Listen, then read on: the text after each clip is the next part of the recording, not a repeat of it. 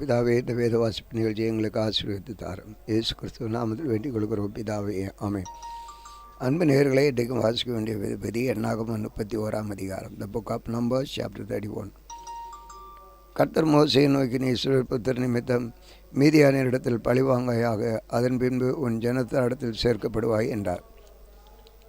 அப்பொழுது மோசே ஜனங்களை நோக்கி, கர்த்தர் நிமித்தம் மீதியானிடத்தில் பழிவாங்கும் பொருட்டு உங்களில் அவர்கள் மேல் யுத்தத்திற்கு போகத்தக்க மனிதரை பிரித்தெடுங்கள். இஸ்ரவேலுடைய எல்லா கோத்திரங்களிலும் ஒவ்வொரு கோத்திரங்களில் 1000 பேரை யுத்தத்திற்கு அனுப்ப வேண்டும் என்றார். அப்படியே இஸ்ரவேலராகிய அநேகம் ஆயிரங்களில் ஒவ்வொரு கோத்திரத்தில் 1000 பேராக 12000 பேர் யுத்த சன்னத்தில் நிறுத்தப்பட்டார்கள்.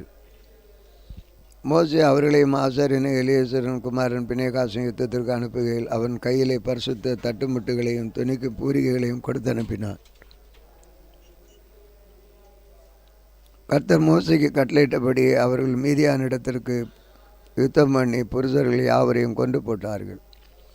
அவர்களை கொண்டு போட்டதுமன்றி மீதியாரின் 5 ராஜாக்களாகிய ஏவி, ரெகேம், சோர், ஊஸ், ரேபா என்பவர்களையும் கொண்டு போட்டார்கள். பேயோரின் குமாரனாகிய பீலேயாமும் பட்டயத்தாலே கொண்டு போட்டார்கள்.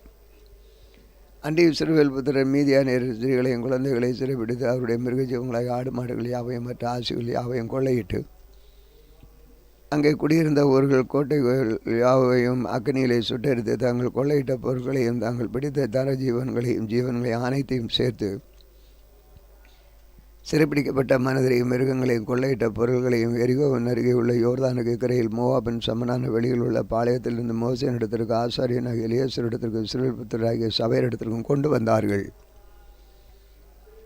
மோசேயும் ஆசாரியனாகிய எலியாசர் சபையின் பிரபுக்கள் எல்லாரும் அவர்களை சந்தித்து பாளையத்திற்கு வெளியே புறப்பட்டு போனார்கள். அப்பொழுது மோசே யுத்தத்தில் இருந்து வந்த 1000 பேருக்கு தலைவர் 100 பேருக்கு தலைவருமாகிய சேனாதிபதி மேல் கோபம் கொண்டு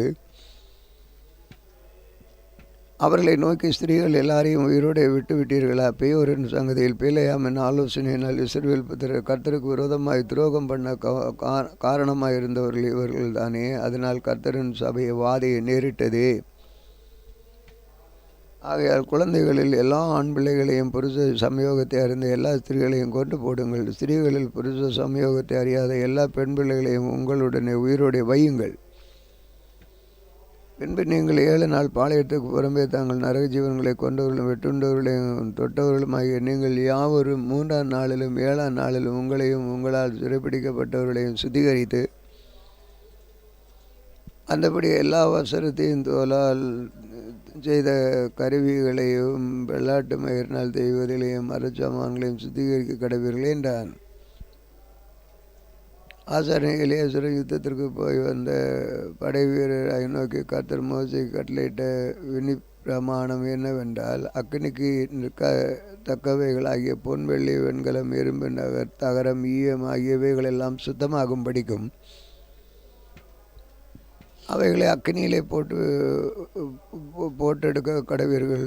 தீட்டுக்களிக்கும் தண்ணீரிலும் அவைகள் சுத்திகரிக்கப்பட வேண்டும். அக்கடிக்கு நிற்கத்தக்கதாகனவைகள் எல்லாம் தண்ணீரில் சுத்தம் பண்ண கடவீர்கள். 7ஆம் நாளில் உங்கள் வஸ்திரங்களை துவைக்க வேண்டும். அப்பொழுது சுத்தமாயிருப்பீர்கள். பின்பு நீங்கள் பாளையத்திற்குள் வரலாம் என்றான். கர்த்தர் மோசேயை நோக்கி, பிடித்து கொண்டு வரப்பட்ட மனிதரையும் மிருகங்களையும் நீயும் ஆசாரியன் எலியாசரும் சபையினுடைய பிதாக்களாகிய தலைவரும் தொகை பார்த்து கொள்ளையிடப்பட்டதை 2 பங்காக பங்கிட்டு யுத்தத்திற்கு படையெடுத்து போனவர்களும் சபையானத்திற்கும் கொடுங்கள். மேலும் யுத்தத்திற்கு போன படை வீரரிடத்தில் கர்த்தருக்கென்று மனிதர்களும் மாடுகளிலும் கழுதைகளிலும் மாடுகளிலும் 500ற்கு ஒரு பிராணி வீதமாக பகுதி வாங்கி அவருடைய பாதி பங்கில் எடுத்து கர்த்தருக்கு எடுத்து படைக்கும் படைப்பாக ஆசாரியன் எலியாசருக்கு கொடுக்க வேண்டும். இஸ்ரவேல் புத்திரரின் பாதி பங்கிலோ மனிதர்களும் மாடுகள் கழுதில் ஆடுகளாய் சகல மிருகங்கள் 50ற்கு 1 வீதமாக வாங்கி அவைகளை கர்த்தருடைய வாசலத்தின் காவலுக்கு காக்கும் லேவியருக்கு கொடுக்க வேண்டும் என்றார். கர்த்தர் மோசேக்கு கட்டளையிட்டபடி மோசேயும் ஆசாரியன் எலியாசரும் செய்தார்கள். படை வீரர் கொள்ளையிட பொருளை 6,70,500 ஆடுகளும் 70,000 மாடுகளும் 61,000 கழுதைகளும் மீதியாக இருந்தது. புருஷ சமூகத்தை அறியாத ஸ்திரீகள் 37,000 பேர் இருந்தார்கள். யுத்தம் செய்ய போனவர்களுக்கு கிடைத்த பாதி பங்கின் தொகையாவது ஆடுகள் 3,37,500, இந்த ஆடுகள் கர்த்தருக்கு பகுதியாக வந்த 675 மாடுகள் 35,000, அவைகள் கர்த்தருக்கு பகுதியாக வந்தது 72. கழுதைகள் 30,500, அவைகள் கர்த்தருக்கு பகுதியாக வந்தது 61. நரஜீவன்கள் 10,000 பேர், அவர்களில் கர்த்தருக்கு பகுதியாக வந்தவர்கள் 32 பேர். கர்த்தருக்கு ஏறெடுத்து படைக்க அந்த பகுதியை மோசே கர்த்தர் தனக்கு கட்டளையிட்டபடி ஆசாரியனாக எலியாசரிடத்தில் கொடுத்தான். யுத்தம் பண்ணின பேர்களுக்கும் இஸ்ரவேல் புத்திரருக்கும் மோசே பாதி பாதியாக பங்கிட்டபடியே சபையாருக்கு வந்த பாதி பங்காவது ஆடுகளில் 3,37,500, மாடுகளில் 36,000, கழுதைகள் 30,500, நரஜீவன்களாகிய 10,000 பேருமே இஸ்ரவேல் புத்திரரின் பாதி பங்குகளிலும் வந்து நரமிகளிலும் மோசே 50 விதமாக எடுத்து அவைகளை கர்த்தருக்கு கட்டளையிட்டபடி கர்த்தருடைய வாசல் காவலை காக்கிற லேவியருக்கும் கொடுத்தான்.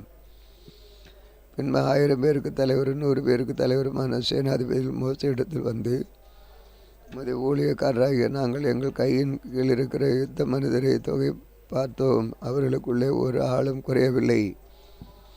ஆகையால் கர்த்தருடைய சந்ததியை எங்கள் ஆத்துமாக்களுக்காக பாவ நிவர்த்தி செய்யும் பொருட்டு எங்களுக்கு கிடைத்த பொற்பணிகளாகிய பாதசரங்களையும் அசடங்களையும் மோதிரங்களையும் காதணிகளையும் காப்புகளையும் கர்த்தருக்கு காணிக்கையாக கொண்டு வந்தோம் என்றார்கள். அப்பொழுது மோசேயும் ஆசாரியரும் எலியாசரும் சகலவித வேலைப்பாடான பணித்திரளான அந்த பொன் ஆபரணங்களை அவரிடத்தில் வாங்கினார்கள்.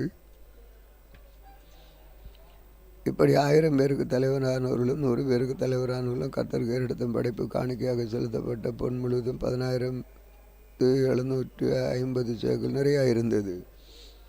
யுத்தத்துக்கு போன மனிதர் ஒவ்வொருவரும் தங்களுக்காக கொள்ளையிட்டு இருந்தார்கள். அந்த பொன்னை மோசேயும் ஆசாரியரும் எலியாசரும் 1000 பேருக்கு தலைவரானவர்களும் கையிலிருந்து 100 பேருக்கு தலைவனார்கள் கையிலிருந்து வாங்கி இஸ்ரவேல் புத்திரருக்கு ஞாபகக்குறியாக ஆசரிப்பு கூடாரத்திலே கர்த்தருடைய சந்தையில் கொண்டு வந்து வைத்தார்கள். ரூபன் புத்திரருக்கு காத் புத்திரருக்கும் ஆடு மாடுகள் மிகவும் திரளாக இருந்தது. அவர்கள் யாசேர் தேசத்தையும் கீலேயா தேசத்தையும் பார்த்த பொழுது அது ஆடுகளுக்கு தகுந்த இடம் என்று கண்டார்கள். ஆகையால் ரூபன் புத்திரரும் காத் புத்திரரும் வந்து மோசேயும் ஆசாரியரும் எலியாசரையும் சபையாரின் பிரபுக்களை நோக்கி, கர்த்தர் இஸ்ரவேல் சபைக்கு முன்பாக முறியடித்த அநேகர் தீபோன், யாசேர், திம்ரா என்பவர் எலியாசர், சேபன், நேபோ, பேயோன் என்னப்பட்ட பட்டணங்களை சேர்ந்து நாடானது ஆடு மாடுகளுக்கு தகுந்த இடம். உமது அடியாருக்கு ஆடு மாடுகள் உண்டு. உம்முடைய கண்களில் எங்களுக்கு தயவு கிடைத்தானே எங்களை யோர்தான் நதிக்கு அப்புறம் கடந்து பண்ணுவீராக. இந்த நாட்டை உமது அடியானுக்கு காணியாட்சியாக கொடுக்க வேண்டும் என்றார்கள். அப்பொழுது மோசே காத் புத்திரரை ரூபன் புத்திரரை நோக்கி, உங்கள் சகோதரர் யுத்தத்திற்கு போகையில் நீங்கள் இங்கே இருப்பீர்களோ? கர்த்தர் இஸ்ரவேல் புத்திரருக்கு கொடுத்த தேசத்திற்கு அவர்கள் போகாதபடி நீங்கள் அவர்கள் இருதயத்துடன் இட்டு போக பண்ணுகிறது என்ன?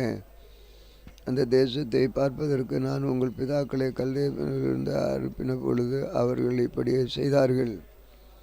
அவர்கள் எஸ்கோல் பள்ளத்தாக்கு மட்டும் போய் அஸ்தோத்தை பார்த்து வந்து இஸ்ரவேல் புத்திரர் கர்த்தர் தங்களுக்கு கொடுத்த தேசத்திற்கு போகாதபடி அவர்கள் இருதயத்தை திடனற்று போக பண்ணினார்கள். அதனால் கர்த்தர் நாளிலே கோபம் உண்டவராகி உத்தமமாக என்னை பின்பற்றின கேனான் நினைவு புன்னியின் குமாரன் காலேப் நூனின் குமாரன் யோசுவாவும் தவிர எகிப்திலிருந்து வந்தவர்கள் 20 வயது முதல் அதற்கு மேற்பட்ட மனிதர்கள் ஒருவரும் என்னை உத்தமமாய் பின்பற்றாதபடியால் அவர்கள் நான் ஆபிரகாமுக்கு ஈசாக்கும் யாக்கோபுக்கும் ஆணையிட்டு கொடுத்த தேசத்தை காண்பதில்லை என்று ஆணையிட்டிருக்கிறார். அப்படியே கர்த்தருடைய கோபம் இஸ்ரவேல் மேல் உண்டாக கர்த்தருடைய சமூகத்தில் பொல்லாப்பை செய்த கர்த்தர் இந்த சந்ததியில் நிர்மூலமாக்கும்பட்டு அவர்களை வனாந்திரத்தில் 40 வருஷம் அலைய பண்ணினார். இப்பொழுதும் இதோ இஸ்ரவேல் மேலிருக்கும் கர்த்தருடைய கோபத்தின் உக்கிரத்தை இன்னும் அதிகரிக்க பண்ணும்படி நீங்கள் உங்கள் பிதாக்களின் ஸ்தானத்திலே பாவமுள்ள பெருங்கூட்டமாக எழும்பியிருக்கிறீர்கள். நீங்கள் அவரை விட்டு பின்வாங்கினால் அவர் இன்னும் அவர்களை வனாந்தரங்களில் இருக்க பண்ணுவார். இப்படி நீங்கள் இந்த ஜனங்களை எல்லாம் அழிய பண்ணுவீர்கள் என்றார். அப்பொழுது அவர்கள் அவன் சமீபத்தில் வந்து, எங்கள் ஆடு மாடுகளுக்காக தொழுவங்களை எங்கள் பிள்ளைகளுக்காக பட்டணங்களையும் இங்கே கட்டுவோம். நாங்களோ இஸ்ரவேல் புத்திரரை அவர்கள் தானத்திலே கொண்டு போய் சேர்க்கும் அளவும் யுத்த சன்னத்தராய் தேவரத்தோடு அவர்களுக்கு முன்பாக நடப்போம் என்று பிள்ளைகளின் தேசத்து குடிகளின் நிமித்தம் மரணான பட்டணம் குடியிருக்க கேட்டுக்கொள்கிறோம். இஸ்ரவேல் புத்திரர் யாவரும் தங்களுக்கு தங்கள் சுதந்திரத்தை சுதந்திரத்துக் கொள்ளும் வரைக்கும் எங்கள் வீடுகளுக்கு திரும்பவில்லை. யோர்தானுக்கு புறத்தில் கிழக்கே எங்களுக்கு சுதந்திரம் உண்டானபடினால் நாங்கள் அவர்களுடைய யோர்தானுக்கு அக்கறையிலும் அதற்கு அப்புறத்திலும் சுதந்திரம் வாங்க மாட்டோம் என்றார்கள். அப்பொழுது மோசே அவர்களை நோக்கி, நீங்கள் இந்த வார்த்தையின்படி செய்து கர்த்தருடைய சமூகத்தில் யுத்த சன்னத்தராகி கர்த்தர் தம்முடைய சத்துருக்களை தம்முடைய முகத்திற்கு முன்னிட்டு துரத்தி விடுவளவும் நீங்கள் யாவரும் அவருடைய சமூகத்தில் யுத்த சன்னத்தராகி யோர்தானை கடந்து போவீர்களானால் அத்தேசம் கர்த்தருக்கு முன்பாக வசப்படுத்தப்பட்ட பின்பு நீங்கள் திரும்பி வந்து கர்த்தருக்கு முன்பாக இஸ்ரவேலுக்கு முன்பாகவும் குற்றமில்லாதிருப்பீர்கள். அதற்கு பின்பு இந்த தேசம் கர்த்தருக்கு முன்பாக சுதந்திரமாகும். நீங்கள் இப்படி செய்யாமற் போனால் கர்த்தருக்கு விரோதமாக பாவம் செய்கிறவர்களாக இருப்பீர்கள். உங்கள் பாவம் உங்களை தொடர்ந்து பிடிக்கும் என்று நிச்சயம் அறியுங்கள். உங்கள் பிள்ளைகளுக்கு பட்டயங்களையும் உங்கள் ஆடு மாடுகளுக்காக தொழுவங்களையும் கட்டி உங்கள் வரப்பு மொழியின்படி செய்யுங்கள் என்றார். அப்பொழுது காத் புத்திரரும் ரூபன் புத்திரரும் மோசையை நோக்கி, எங்கள் ஆண்டவன் கட்டளையிட்டபடி உமது ஊழியக்காரரை நாங்கள் செய்வோம். எங்கள் பிள்ளைகளும் எங்கள் மனைவிகளும் எங்கள் ஆடு மாடுகள் முதலான எங்களுடைய சகல எல்லா மிருக ஜீவங்களோடும் இங்கே கீலேயாத் பட்டணங்களில் இருப்பார்கள். உமது ஊழியக்காரராகிய நாங்களோ எங்கள் ஆண்டவன் சொன்னபடி ஒவ்வொருவருக்கும் யுத்த சன்னத்தராய் கர்த்தருடைய சமூகத்தில் யுத்தத்திற்கு போவோம் என்றார்கள். காத்புத்திரர் ரூபன் புத்திரர் அவரவர் கர்த்தருடைய சமூகத்தில் யுத்த சன்னத்தராய் உங்களுடைய யோர்தானை கடந்து போனால் அந்தேசம் உங்களுக்கு வசப்பட்ட பின்பு அவர்களுக்கு கீலேயாத் தேசத்தை சுதந்திரமாக கொடுக்க கடவீர்கள். உங்களுடைய யுத்த சன்னத்தராய் கடந்து போகாதிருந்தார்களே ஆனால் அவர்கள் உங்கள் நடுவே கானான் தேசத்தில் சுதந்திரம் அடைய கடவர்கள் என்றார். காத்புத்திரரும் ரூபன் புத்திரரும் பிரதித்திரமாக உம்முடைய ஊழியக்காரராக நாங்கள் கர்த்தரை எங்களுக்கு சொன்னபடி செய்வோம். யோர்தானுக்கு கரையில் எங்களுக்கு சுதந்திரத்தின் காணியாட்சி எங்களுக்கு உரியதாகும்படி நாங்கள் கர்த்தருடைய சமூகத்தில் யுத்த சன்னத்தராய் கானான் தேசத்திற்கு போவோம் என்றார்கள். அப்பொழுது மோசே காத்புத்திரருக்கும் ரூபன் புத்திரருக்கும் யோசேப்பின் குமாரனாகிய மனாசேயின் பாதி கோத்திரத்துக்கும் எம்மோருடைய ராஜாவின் சீகோனின் ராஜ்யத்தையும் பாசானுடைய ராகாயும் போகின் ராஜ்யத்தையும் அவைகளை சேர்ந்த தேசங்களை அவைகளின் எல்லையை சுற்றிலும் உள்ள பட்டணங்களையும் கொடுத்தான். பின்பு காத் சந்ததியார் தீபோன், அதரோத், அரோவேர், ஆத்ரோத், சேவான், ஆப்சேர், பெர்கி, பேயா, பெத்திம்ரா, பெத்ரான் என்னும் அரணான பட்டணங்களையும் ஆட்டுத்தொழுவங்களையும் கட்டினார்கள். ரூபன் சந்ததியர் எஸ்போன், எலியேலே, கிரியாத்தியும் பெயர்கள் மாற்றப்பட்ட நெபோ, பாகால், மேயோன், ஷிப்மா என்பவைகளை கட்டி தங்கள் கட்டின பட்டணங்களுக்கு வேறு பெயர்களை கொடுத்தார்கள். மனாசேன் குமாரனாகிய மாகீரின் புத்திரர் கீலேயாத்திற்கு போய் அதை கட்டி கொண்டு அதிலிருந்து எமோரியரை துரத்தி விட்டார்கள். அப்பொழுது மோசே கீலேயாத் மனாசின் மாகீருக்கு கொடுத்தான். அவர்கள் அதிலே குடியேற்றினார். மனாசின் குமாரனாகிய மாகீர் இவர்களுக்கு கிராமங்களை கட்டிக்கொண்டு அவைகளுக்கு யாவீர் என்று பெயரிட்டான். நோபாக் கேனாத்தையும் அதன் கிராமங்களையும் கட்டிக்கொண்டு அதற்கு தன் நாமத்தின்படியே நோபாக் என்று பெயரிட்டான். அதிகாரம் 33. மோசே ஆரோன் என்பவர்களுடைய கையின் கீழ் தங்கள் சேனைகளின்படி எகிப்து தேசத்திலிருந்து புறப்பட்ட இஸ்ரவேல் புத்திரர் பிரயாணங்களின் விவரம்.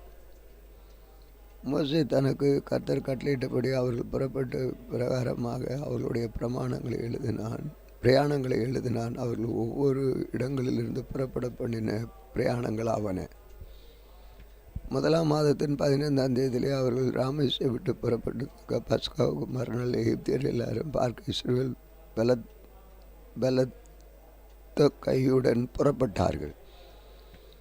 அப்பொழுது எகிப்தியர் கர்த்தர் தங்களுக்குள்ளே சங்கரித்த தலைச்சன் பிள்ளைகளை எல்லாம் அடக்கம் பண்ணினார்கள். அவர்கள் தேவர்கள் பேரிலும் கர்த்தர் நீதி செலுத்தினார். பின்பு இஸ்ரவேல் புத்திரர் ராமசேயிலிருந்து புறப்பட்டு போய் சுக்கோத்திலே பாளையம் இறங்கினார்கள். சுக்கோத்திலிருந்து புறப்பட்டு போய் வானத்திலிருந்து எல்லையே இருக்கிற ஏதோமில் பாளையம் இறங்கினார்கள். எத்தாமிலிருந்து புறப்பட்டு போய் பாகால் பேவனுக்கு எதிரே இருக்கிற ஈரத் பள்ளத்தாக்கு முன்னிருக்கும் திரும்ப மிக்டோனுக்கு முன்பாக பாளையம் இறங்கினார்கள். ஈரோத்தை விட்டு புறப்பட்டு சமூகத்தை நடுவாக கடந்த சமுத்திரத்தை நடுவாக கடந்து வனாந்திரத்திற்கு போய் எத்தாம் வனாந்திரத்திலே 3 நாள் பிரயாணம் பண்ணி மாராவில் பாளையம் இறங்கினார்கள். மாராவிலிருந்து புறப்பட்டு ஏலிமுக்கு போனார்கள். ஏலிமிலே 12 நீரூற்றுகளும் 70 பேரீச்ச மரங்களும் இருந்தது. அங்கே பாளையம் இறங்கினார்கள். ஏலிமிருந்து புறப்பட்டு சிவந்த சமுத்திரம் அருகே பாளையம் இறங்கினார்கள். சிவந்த சமுத்திரத்தை விட்டு புறப்பட்டு போய் தீன் வனாந்திரத்திலே பாளையம் இறங்கினார்கள். தீன் வனாந்திரத்திலே புறப்பட்டு போய் நெப்காவிலே பாளையம் இறங்கினார்கள். தொப்காவிலிருந்து புறப்பட்டு போய் ஆனூசிலே பாளையம் இறங்கினார்கள். ஆனூசிலிருந்து புறப்பட்டு போய் ரெவிதிமிலே பாளையம் இறங்கினார்கள். அங்கே ஜனங்களுக்கு குடிக்க தண்ணீர் இல்லாதிருந்தது. ரெவிதிமிலிருந்து புறப்பட்டு போய் சீன் வனாந்திரத்தின் பாளையம் இறங்கினார்கள். சீன் வனாந்திரத்திலிருந்து புறப்பட்டு போய் கிப்ரோத் அத்தாவிலே பாளையம் இறங்கினார்கள். கிப்ரோத் அத்தாவிலிருந்து புறப்பட்டு போய் ஆசரோத்திலே பாளையம் இறங்கினார்கள். ஆசரோத்திலிருந்து புறப்பட்டு போய் ரீத்திமிலாவே பாளையம் இறங்கினார்கள். ரீத்திமிலிருந்து புறப்பட்டு போய் ரிம்மோன் பேரேஸிலே பாளையம் இறங்கினார்கள். ரிம்மோன் பேரேஸிலிருந்து புறப்பட்டு போய் லிப்னாவில் பாளையம் இறங்கினார்கள். லிப்னாவிலிருந்து புறப்பட்டு போய் ரீஷாவிலே பாளையம் இறங்கினார். ரீஷாவிலிருந்து புறப்பட்டு போய் கேலாத்தாவிலே பாளையம் இறங்கினார்கள். கேலத்தாவிலிருந்து புறப்பட்டு போய் சாப்பேர் மலையிலே பாளையம் இறங்கினார்கள். சாப்பேர் மலையிலிருந்து புறப்பட்டு போய் ஆராதாவிலே பாளையம் இறங்கினார்கள். ஆரானாவிலிருந்து புறப்பட்டு போய் மக்களோத்தில் பாளையம் இறங்கினார். மக்களோத்திலிருந்து புறப்பட்டு போய் நகரத்தில் பாளையம் இறங்கினார்கள். நாகாத்திலிருந்து புறப்பட்டு போய் தாராகிலே பாளையம் இறங்கினார்கள். தாராகிலிருந்து புறப்பட்டு போய் மிக்டாவிலே பாளையம் இறங்கினார்கள். மிக்டாவிலிருந்து புறப்பட்டு போய் அஸ்மோனாவிலே பாளையம் இறங்கினார்கள். அஸ்மோனாவிலிருந்து புறப்பட்டு போய் மெசரோத்திலே பாளையம் இறங்கினார்கள். மெசரோத்திலிருந்து புறப்பட்டு போய் பெனேயாக்காவிலே பாளையம் இறங்கினார்கள். பெனேயாக்காவிலிருந்து புறப்பட்டு போய் கித்தாத் மலையிலே பாளையம் இறங்கினார்கள். கித்தாத் மலையிலிருந்து புறப்பட்டு போய் யோத்பாத்தாவிலே பாளையம் இறங்கினார்கள். யோத்பாத்தாவிலிருந்து புறப்பட்டு போய் எப்ரோனின் பாளையம் இறங்கினார்கள். எப்ரோனிலிருந்து புறப்பட்டு போய் ஏசியன் கேபேரிலே பாளையம் இறங்கினார்கள். ஏசியன் கேபேரிலிருந்து புறப்பட்டு போய் காதேஸ் ஆகிய சீன் வனாந்திரத்திலே பாளையம் இறங்கினார்கள். காதேசிலிருந்து புறப்பட்டு போய் ஏதோம் தேசத்தின் எல்லையில் இருக்கிற ஓர் என்னும் மலையிலே பாளையம் இறங்கினார்கள். அப்பொழுது ஆசாரியனை ஆரோன் கர்த்தருடைய கட்டளையின்படி ஓர் என்னும் மலையில் ஏறி அங்கே இஸ்ரவேல் புத்திரருக்கு எகிப்து தேசத்தில் புறப்பட்டு 40 வருஷம் 5ஆம் மாதம் முதல் தேதியிலே மரணமடைந்தான். ஆரோன் ஓர் என்னும் மலையிலே மரணமடைந்து 123 வயதாக இருந்தான். அந்நாட்களில் கானான் தேசத்தின் தேசத்தில் குடியிருந்த கானானியனாகிய ஆராத் என்னும் ராஜா இஸ்ரவேல் புத்திரர் வருகிறதை கேள்விப்பட்டான். ஓர் என்னும் மலையிலே விட்டு புறப்பட்டு போய் சல்மோனாவிலே பாளையம் இறங்கினார்கள். சல்மோனாவிலிருந்து புறப்பட்டு போய் பூனேனிலே பாளையம் இறங்கினார்கள். பூனேனிலிருந்து புறப்பட்டு போய் ஓபோத்தில் பாளையம் இறங்கினார்கள். ஓபோத்திலிருந்து புறப்பட்டு போய் மோவாபின் எல்லையுள்ள ஆபரீமின் மேடுகளில் பாளையம் இறங்கினார்கள். அந்த மேடுகளை விட்டு புறப்பட்டு போய் தீபோன் காலத்திலே பாளையம் இறங்கினார்கள். தீபோன் காத்திலிருந்து புறப்பட்டு போய் அல்மோன் திப்னாத்தாவிலே பாளையம் இறங்கினார்கள். அல்மோன் திப்னாத்தாவிலிருந்து புறப்பட்டு போய் நேபோவுக்கு எதிரான அபரீம் மலைகளில் பாளையம் இறங்கினார்கள். அபரீம் மலையிலிருந்து புறப்பட்டு போய் எரிகோவின் அருகே யோர்தானை சார்ந்த மோவாபின் சமனான வெளியிலே பாளையம் இறங்கினார்கள். யோர்தானை சார்ந்த மோவாபியரின் சமனான வெளிநிலங்களையும் அவர்கள் பெத்மேசத்தையும் தொடங்கி ஆபேல் சித்தி மட்டும் பாளையம் இறங்கியிருந்தார். எரிகோவின் அருகே யோர்தானை சார்ந்த மோவாபின் சமனான வெளிகளிலே கர்த்தர் மோசேக்கு நோக்கி இஸ்ரவேல் புத்திரரோடே கூட சொல்ல வேண்டியது என்னவென்றால், நீங்கள் யோர்தானை கடந்து கானான் தேசத்தில் போய் சேரும் பொழுது அத்தேசத்து குடிகளை எல்லாம் உங்களுக்கு முன்பாக துரத்திவிட்டு அவருடைய எல்லா சிலைகளையும் அர்ப்பிக்கப்பட்டு அவருடைய எல்லா விக்கிரகங்களையும் அழித்து அவர்கள் மேடைகளையும் நிர்மூலமாக்கி தேசத்தில் துரத்தி விட்டார்கள். குடியிருக்கிற கருவிகளை இந்த தேசத்தை தெரிந்து கொள்ளும்படி நான் உங்களுக்கு கட்டளையிடுவேன். தீட்டு போட்ட வேதத்தை உங்கள் குடும்பங்களுக்கு சுதந்திரமாக பங்கிட்டு அதிக ஜனங்களுக்கு அதிக சுதந்திரமும் கொஞ்சம் ஜனங்களுக்கு கொஞ்சம் சுதந்திரம் கொடுக்க கடவீர்கள். அவரது சீட்டுக்கு விழும் இரண்டாம் எதுவோ அது உரிய பங்காவது பிதாக்களுடைய கோத்திரங்களின்படியே சுதந்திரம் பெற்றுக்கொள்ள கடவீர்கள். நீங்கள் தேசத்தின் குடிகளை உங்களுக்கு முன்பாக துரத்து விடாமல் இருப்பீர்களானால் அப்பொழுது அவர்களில் நீங்கள் மீதியாக வைக்கிறவர்கள் உங்கள் கண்களில் முள்ளுகளும் உங்கள் விழாக்களிலே கூறுகளுமாயிருந்து நீங்கள் குடியிருக்கிற தேசத்தில் உங்களை உபத்திரவப்படுத்துவார்கள். அன்றியும் நான் அவர்களுக்கு செய்ய நினைத்ததை உங்களுக்கு சொல்லுவேன் என்று என்றார். வாசிக்க வேண்டிய வேத பகுதி வாசித்து ஜெபிப்போம். அன்பின் ஆண்டவரே, இந்த நாளில் நம்முடைய நாம இப்படி இந்த வேத வாசிப்பு நிகழ்ச்சியின் மூலமாக நம்முடைய பிள்ளைகள் ஆசீர்வதிக்கப்படட்டும். அடியேன் ஆசீர்வதிக்கப்படுகிறேன். ஒவ்வொரு நாளும் வேத வாசிக்கும் பொழுது அதில் நற்காரியங்களும் எல்லா எச்சரிப்புகளும் ஆலோசனைகளை கேட்டு நடக்கும் பொழுது தேவ நாமம் மையப்படுது. இந்த பாக்கியம் ஒவ்வொருவருக்கு தாரும். இயேசு கிறிஸ்துவ நாமத்தில் வேண்டிக் கொள்கிறோம் பிதாவே, ஆம். இந்த நாளிலும் எங்களுக்கு விரோதமாய் கிரியை செய்கிற சகல அந்தகார கிரிகளின் ஆவிகளை இயேசு கிறிஸ்து நாமத்திலே கடிந்து கட்டுகிறோம். ஆமேன்.